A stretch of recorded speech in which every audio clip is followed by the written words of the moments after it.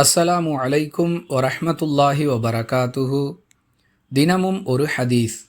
நம்பிக்கை கொண்டு நன்மையை எதிர்பார்த்தவராக ரமலான் மாதத்தில் நோன்பு நோற்பவருடைய முந்தைய பாவங்கள் மன்னிக்கப்படும் என்று அல்லாஹுவின் தூதர் ஸல்லல்லாஹு அலைஹி வஸல்லம் அவர்கள் கூறியதாக அபூ ஹுரைரா ரலியல்லாஹு அன்ஹு அவர்கள் அறிவிக்கிறார்கள். நூல் புகாரி, ஹதீஸ் எண் 38. அன்பிற்குரிய அல்லாஹுவின் நல்லடியார்களே, நோன்பு என்பது அல்லாஹுவின் கட்டளை. அதற்கு கீழ்ப்படிந்து நடப்பது அடியார்கள் மீது கடமை. கட்டளை, கடமை இதையெல்லாம் கடந்து நோன்பு நோற்பவர்களுக்கென்று பல வகையான நன்மைகளை இஸ்லாம் தொடர்ந்து அறிவித்து கொண்டே இருக்கிறது.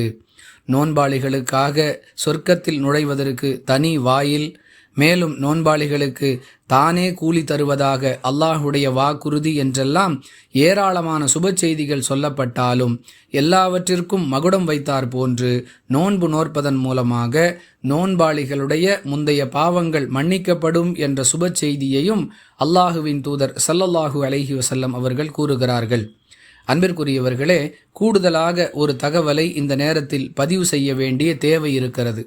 திருக்குர்ஆனிலும் ஹதீஸிலும் எங்கெல்லாம் முந்தைய பாவங்கள் மன்னிக்கப்படும் என்ற வாசகம் பயன்படுத்தப்படுகிறதோ அங்கெல்லாம் சிறு பாவங்கள் மன்னிக்கப்படும் என்பதையே நாம் பொருளாக கொள்ள வேண்டும்.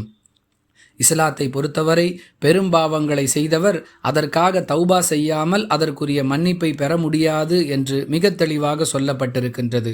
எனவே எங்கெல்லாம் முந்தைய பாவங்கள் மன்னிக்கப்பட்டுவிடும், முந்தைய பாவங்கள் அழிக்கப்பட்டுவிடும் என்ற வாசகங்கள் வருகிறதோ அங்கெல்லாம் அந்த வாசகங்கள் சிறு பாவங்களை பற்றி பேசுகின்றன என்பதை நாம் தெளிவாக புரிந்து கொள்ள வேண்டும்.